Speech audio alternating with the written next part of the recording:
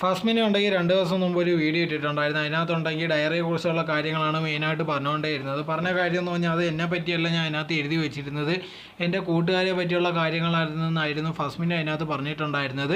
So ഇപ്പോൾ ഉണ്ടെങ്കിൽ എലനോസ് പാർത്ത് അതിനെപ്പറ്റി ഒരു വീഡിയോ ചെയ്തിട്ടുണ്ടായിരുന്നു. ഇത് കണക്ക് ജോയിൻ്റൊക്കെ അടിച്ചു എന്നുള്ള രീതിയിൽ പറയുന്നുണ്ടല്ലോ. അപ്പോൾ അത് നീയല്ല ചെയ്തെങ്കിൽ നിൻ്റെ ഫ്രണ്ട്സാണ് ചെയ്തെങ്കിൽ പോലും ഉണ്ടെങ്കിൽ അവർക്ക് ഈ സാധനം എവിടുന്ന് കിട്ടി അതെന്നുള്ള ഒരു വിവരം നീ പറയണം. ഇല്ലെങ്കിൽ ഇത് ശരിയാവത്തില്ല. കാരണം ഇങ്ങനത്തുള്ള ഒരുപാട് കാര്യം ഒരുപാട് പേർക്ക് കിട്ടുന്നുണ്ട്.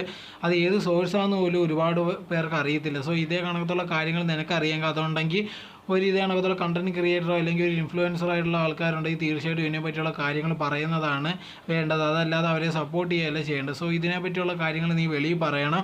ഇനി ഉണ്ടെങ്കിൽ ഇപ്പോൾ അത് നീ അല്ലെന്നുള്ള രീതിയിലാണല്ലോ പറയുന്നത്. അപ്പോൾ തീർച്ചയായിട്ടും ഉണ്ടെങ്കിൽ അതിനെ പറ്റിയുള്ള ഡീറ്റെയിൽസ് എങ്കിലും വെളിയിൽ പറയും. അതാണ് മെയിനായിട്ട് ചെയ്യേണ്ടത്. അതല്ലാതെ കൂട്ടുകാരെ സപ്പോർട്ട് ചെയ്യുക അങ്ങനത്തെ ഉള്ളതല്ല വേണ്ടത്. ഇതിനെ പറ്റിയുള്ള ഡീലേഴ്സ് ആരാണ്, ഇത് കൊണ്ടുവരുന്നത് ആരാന്നുള്ള എല്ലാ ഡീറ്റെയിൽസും വെളിയിൽ പറയണമെന്നായിരുന്നു ഓപ്പൺ ആയിട്ടുണ്ട് എലനോസ് പാർത്ത് ഉണ്ടെങ്കിൽ പറഞ്ഞിട്ടുണ്ടായിരുന്നു. എന്തായിരുന്നാലും ഫസ്മിനെ നേരത്തെ പറഞ്ഞൊരു വീഡിയോയിൽ കാര്യം എന്ന് പറഞ്ഞാൽ ഇത് കണക്ക് ഇനി ഇതിനെ പറ്റിയോ കാര്യങ്ങളോ ഒന്നും ചർച്ച ചെയ്യത്തില്ല എന്നാണ്. സോ എന്തായിരുന്നാലും എലനോസ് പാർത്ത് ഇത് കണക്ക് പറഞ്ഞിട്ടുള്ള എന്തായിരുന്നാലും അതിനെപ്പറ്റി റിയാക്റ്റോ കാര്യങ്ങളോ ഒന്നും ചെയ്യാൻ പോകുന്നില്ലെന്നുള്ള ഉറപ്പാണ്.